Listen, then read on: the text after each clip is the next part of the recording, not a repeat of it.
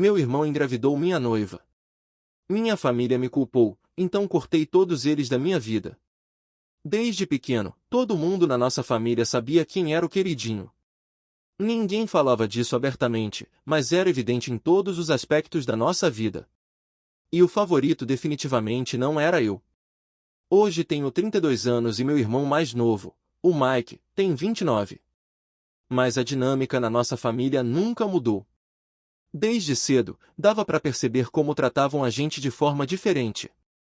Se o Mike quebrava alguma coisa, tipo quando ele destruiu o vaso preferido da nossa mãe, de algum jeito, a culpa caía em mim. Você é o irmão mais velho, diziam. Tinha que ter impedido ele. Mas eu nem estava na sala quando o vaso quebrou. Só que isso não importava. O Mike era muito novo para entender as consequências das atitudes dele. Então a responsabilidade sempre era minha. Se a gente conquistava algo, a vitória dele sempre parecia maior. Lembro que no 5º ano ganhei uma competição de matemática. Minha mãe só falou parabéns rapidinho e voltou a fazer o jantar.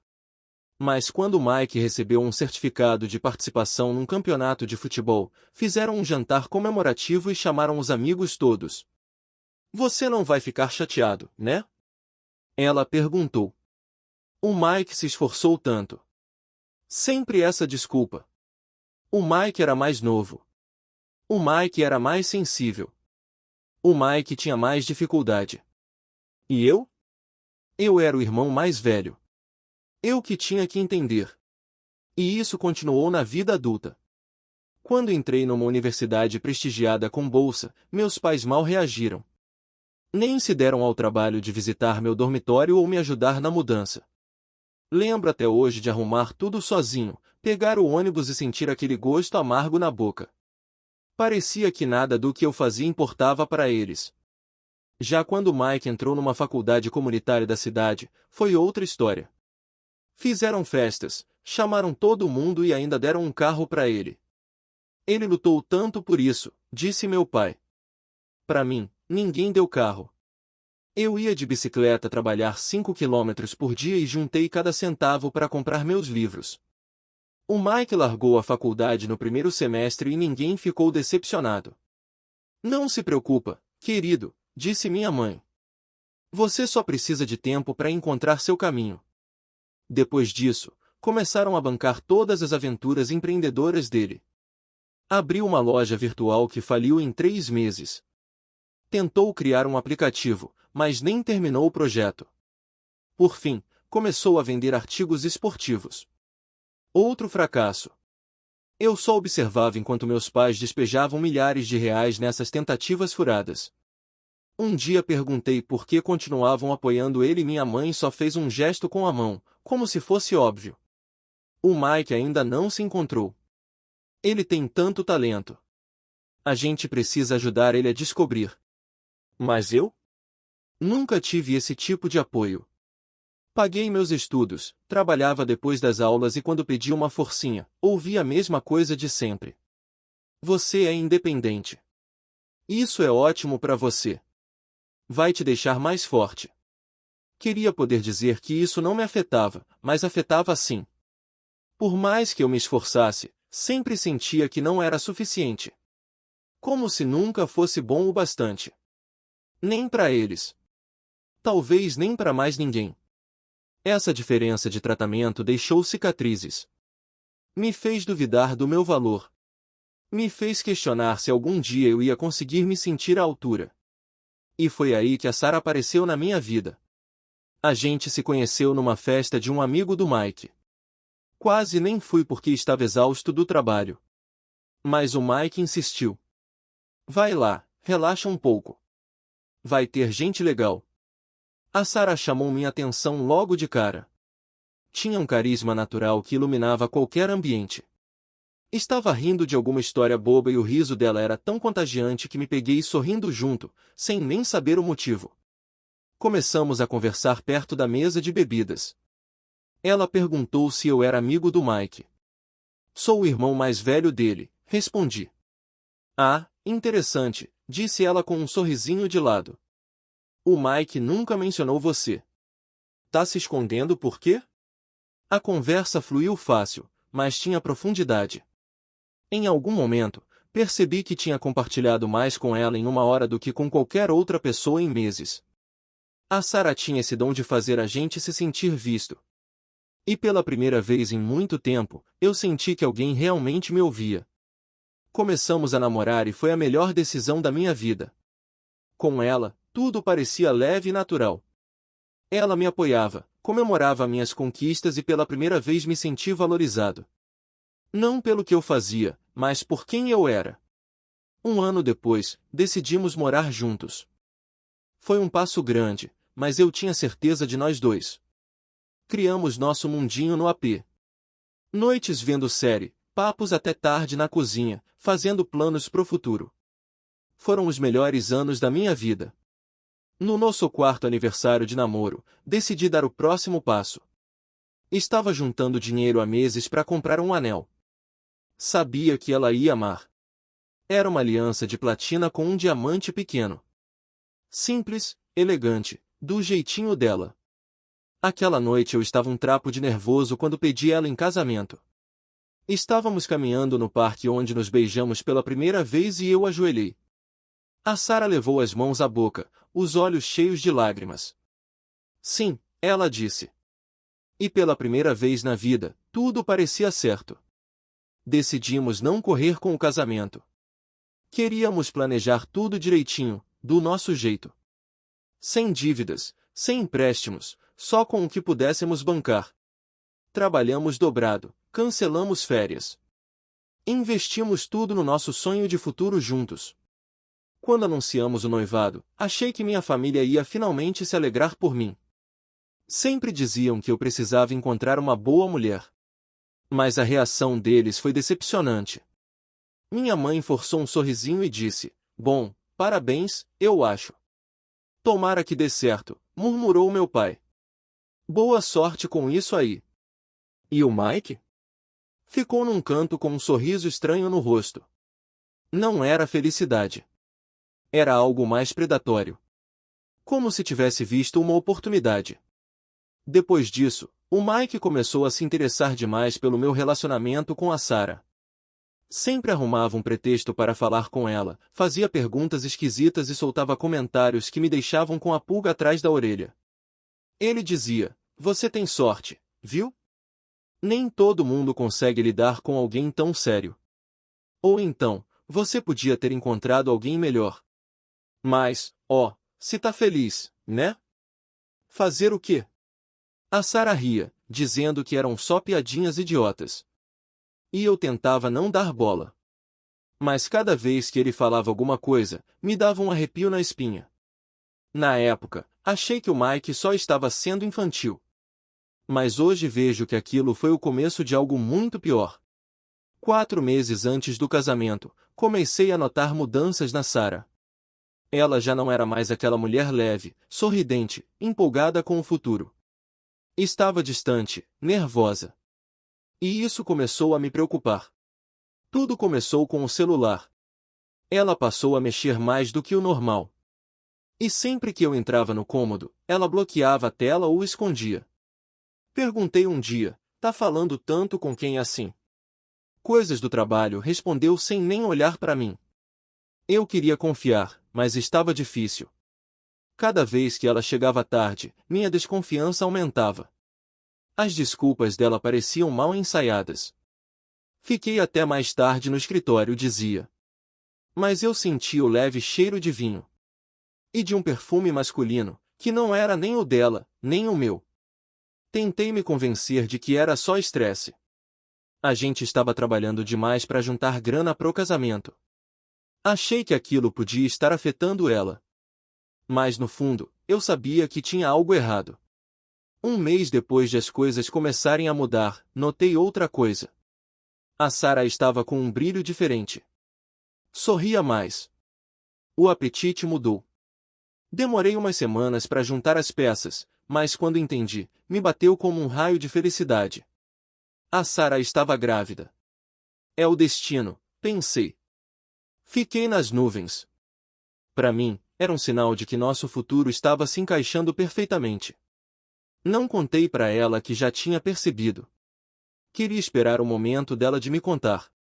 Mas quando ela finalmente sentou ao meu lado numa noite, percebi que vinha a bomba. Os olhos cheios de lágrimas, as mãos apertadas com tanta força que os nós dos dedos ficaram brancos. Preciso te contar uma coisa, ela começou com a voz tremendo. Meu coração parou. Eu tô grávida, ela disse quase sem voz. E depois de uma pausa que pareceu uma eternidade, ela completou, mas o bebê não é seu. As palavras me acertaram como um soco no estômago. Eu ouvi, mas não consegui processar.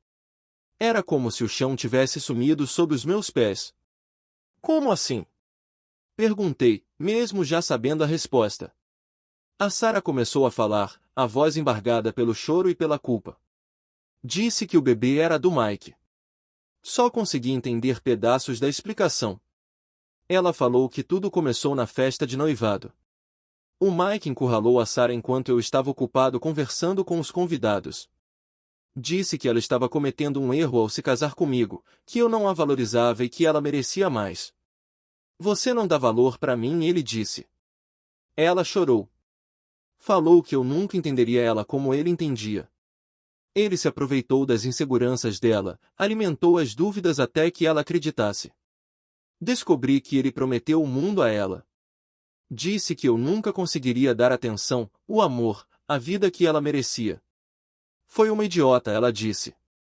Não sei por que acreditei nele. Eu não consegui ouvir mais.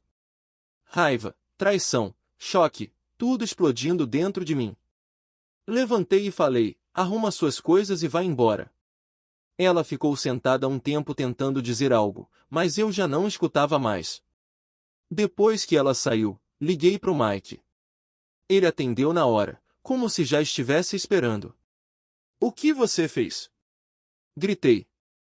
No começo, ele tentou minimizar, dizendo que tinha sido um erro de bebedeira, que foi só uma vez e não significou nada. Mas quando eu apertei, o tom dele mudou. Talvez, se você fosse um noivo melhor, isso não teria acontecido. Ele soltou. Senti meu sangue ferver. Peguei as chaves e fui direto para a casa dele, sem pensar no que faria quando chegasse lá. Quando estacionei, vi meus pais já esperando do lado de fora. Minha mãe de braços cruzados, meu pai soltando um suspiro cansado, como se já estivesse esgotado só com a ideia da conversa. A gente precisa conversar, disse minha mãe com aquele tom professoral que usava a vida toda comigo. Nem consegui abrir a boca.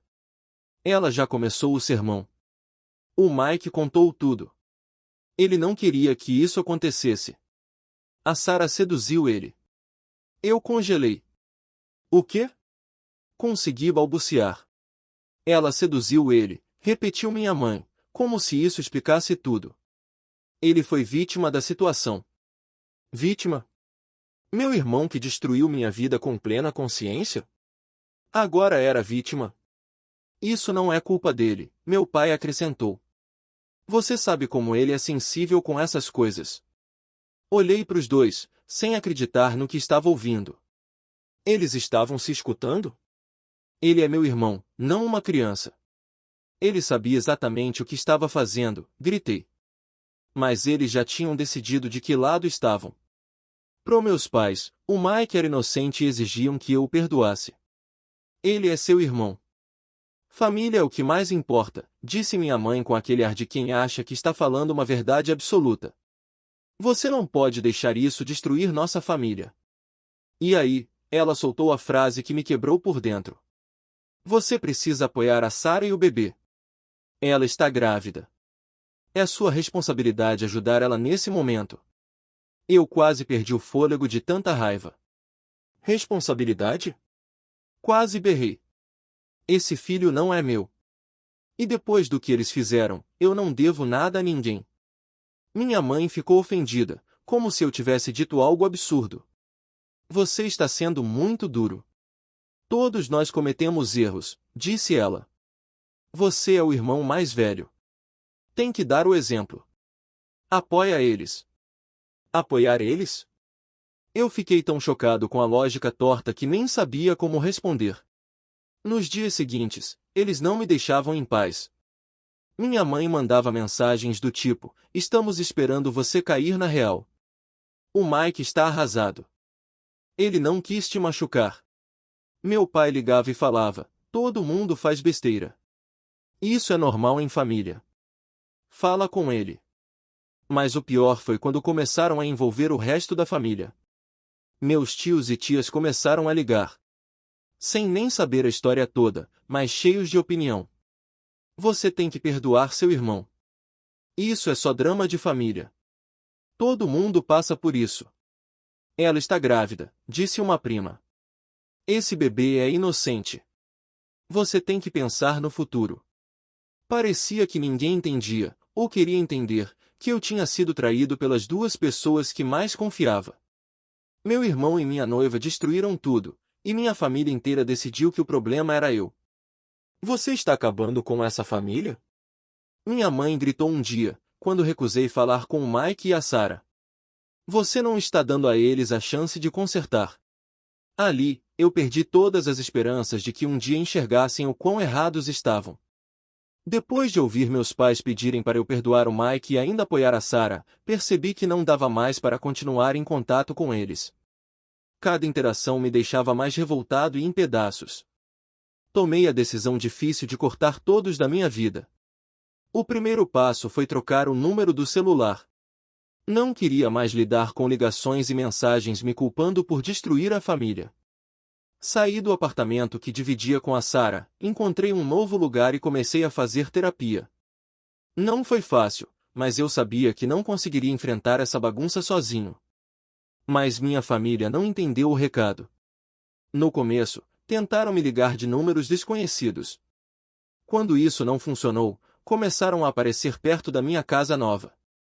Teve um dia em que vi minha mãe parada dentro do carro, do outro lado da rua, encarando minha janela como se estivesse esperando me ver. Chamei a polícia, mas ela foi embora antes deles chegarem. Quando perceberam que eu estava fugindo deles, eles pioraram a abordagem. Numa tarde, durante meu intervalo do trabalho, vi minha mãe e o Mike no estacionamento perto do meu carro. Estavam acenando, tentando chamar minha atenção. Quando me aproximei, minha mãe gritou: Você não pode nos ignorar. A gente é sua família. Somos sua família. Tentei passar direto, mas ela ficou na minha frente. Seu irmão e o filho dele precisam de você. Como você pode ser tão insensível? Parei, respirei fundo e falei do jeito mais calmo que consegui. Esse não é meu filho. Eu não devo nada a vocês. Vão embora. Foi aí que o Mike perdeu a linha. Você está agindo como uma criança, ele gritou. Só porque não aguenta alguém sendo melhor que você. Você sempre foi um fracassado. Fechei os punhos, mas não respondi. Virei as costas e voltei para o escritório, enquanto eles continuavam gritando, chamando a atenção de todo mundo que passava. Mas não acabou aí. Alguns dias depois, uma colega de trabalho me abordou com uma expressão preocupada. Está tudo bem com você? Sua mãe apareceu aqui. Disse que você está se recusando a ajudar a família. Fiquei chocado. Descobri que minha mãe foi até meu trabalho contar histórias sobre como eu tinha abandonado a família. E ainda mostrava fotos do Mike e da Sarah para os meus colegas. Ele está negligenciando as responsabilidades, disse ela para um deles. O irmão dele está passando por um momento difícil e ele vira as costas. Foi humilhante. Eles estavam tentando destruir minha reputação para me fazer ceder na base da culpa. Aí percebi que não dava para continuar daquele jeito. No dia seguinte fui direto no RH da empresa e expliquei tudo. Meu chefe foi compreensivo e até sugeriu aumentar a segurança para evitar que aparecessem de novo. Mas isso não bastava. Entrei com um pedido de ordem de restrição contra o Mike e meus pais. E como já era de se esperar, a reação deles foi exatamente o que imaginei. Minha mãe ligou para amigos em comum e parentes, dizendo que eu estava desequilibrado e exagerando tudo. Chegaram até a contratar um advogado caro para tentar derrubar a ordem. No tribunal, tentaram fazer parecer que era só uma briguinha de família. Só queremos conversar com nosso filho, chorou minha mãe para o juiz. Isso é tão injusto. A gente é família dele. Mas eu tinha provas. Apresentei mensagens onde me ameaçavam e vídeos das cenas que fizeram no estacionamento da empresa. O juiz não caiu na conversa. A ordem de restrição continua válida, ele disse. Foi um alívio, mas não exatamente uma vitória. Sabia que meus pais e o Mike não iam parar de tentar destruir minha paz. Achei que as coisas fossem acalmar. Depois que a ordem foi aprovada, comecei a recuperar uma rotina. Voltei a trabalhar normalmente, sair com amigos e até voltar para a academia.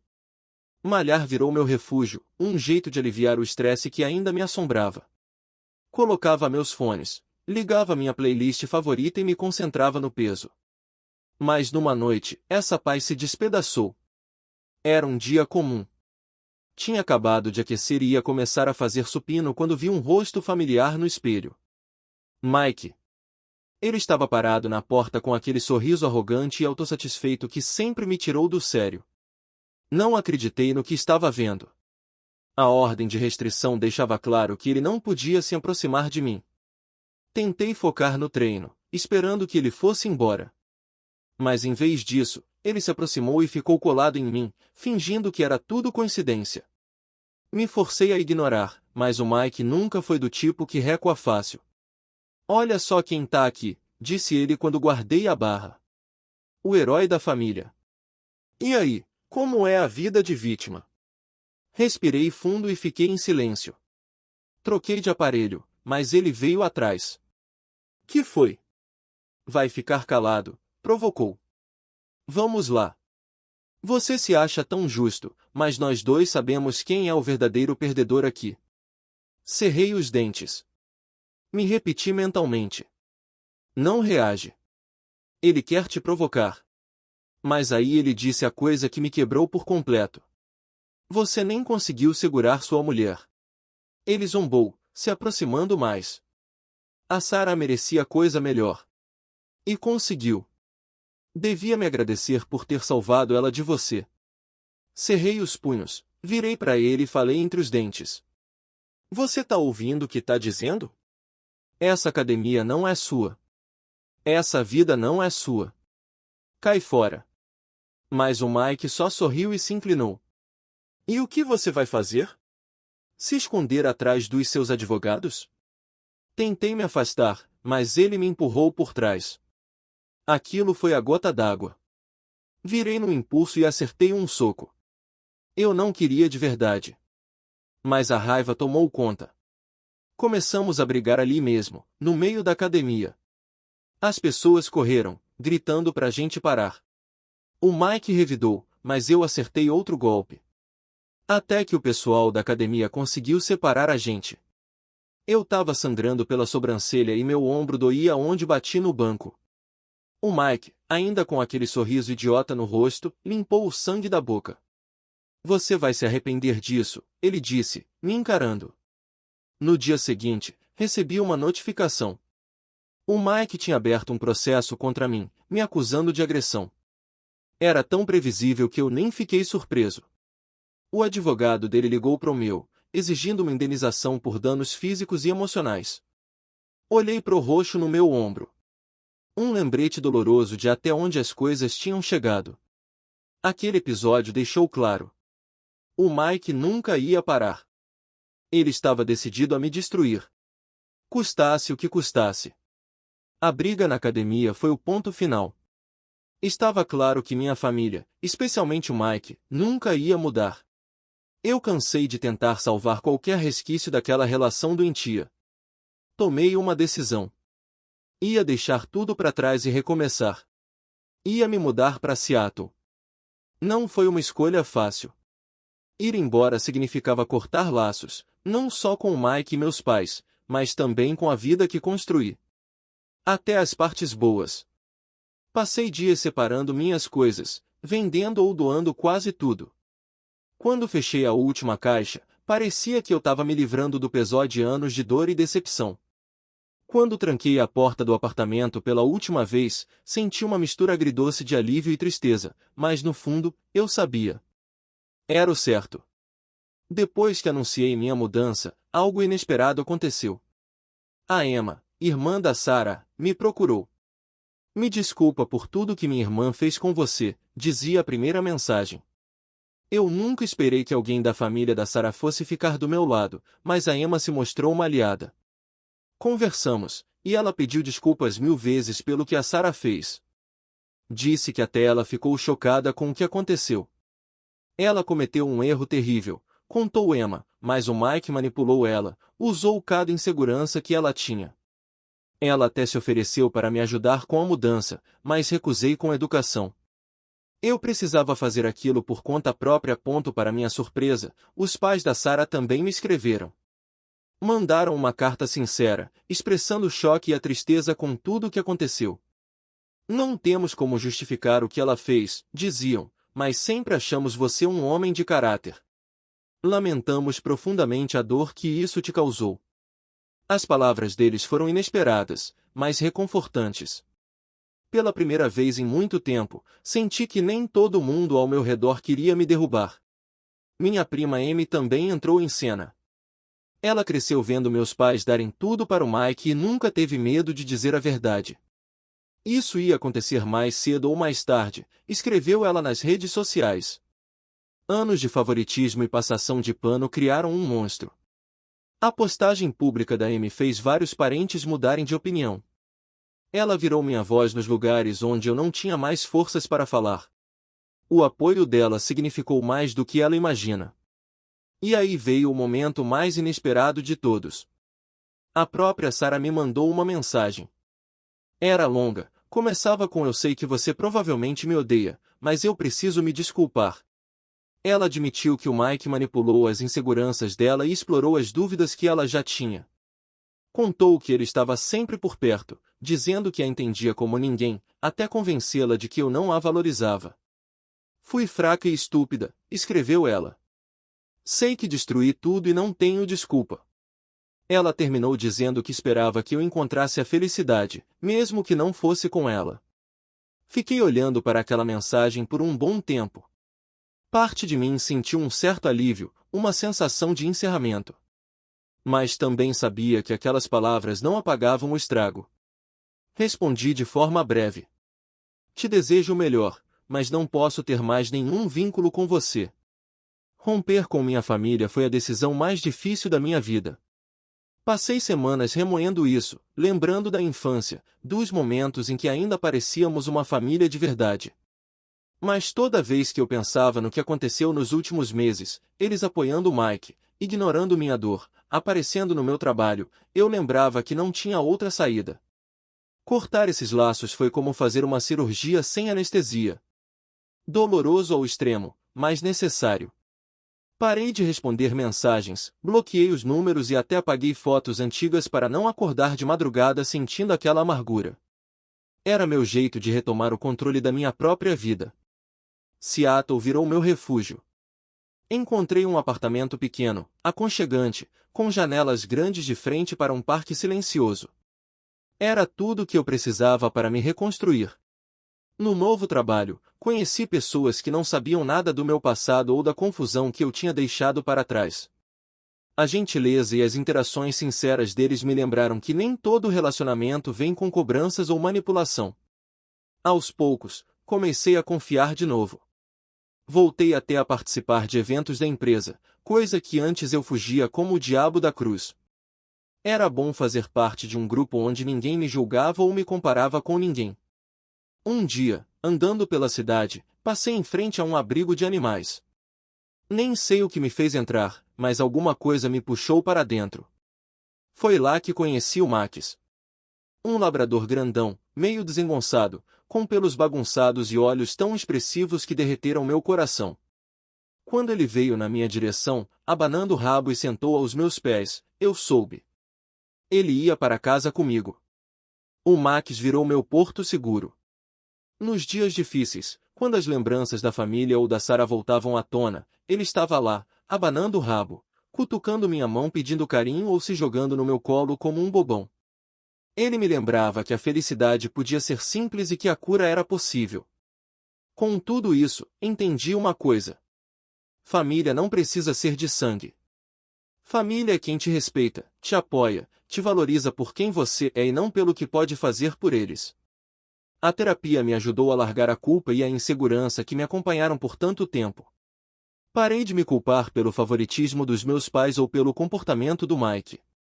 As atitudes deles nunca foram responsabilidade minha e eu não precisava mais carregar esse fardo. Também aprendi a impor limites e a priorizar meu bem-estar. Me afastar dessas relações tóxicas não foi fácil, mas foi a única forma de encontrar paz de verdade. Hoje, quando olho para trás, não tenho arrependimentos. Encontrei paz de verdade. Hoje, quando olho para trás, não tenho arrependimentos. Sim, foi doloroso cortar laços com minha família, mas também foi a decisão mais libertadora da minha vida. Construí uma nova vida, cercado de coisas boas e pessoas que realmente se importam. Nos fins de semana, eu e o Max exploramos as trilhas ao redor de Seattle e comecei a sentir uma alegria que não vivia há anos. Minha vida não é perfeita, mas ela é minha, e isso é o que realmente importa.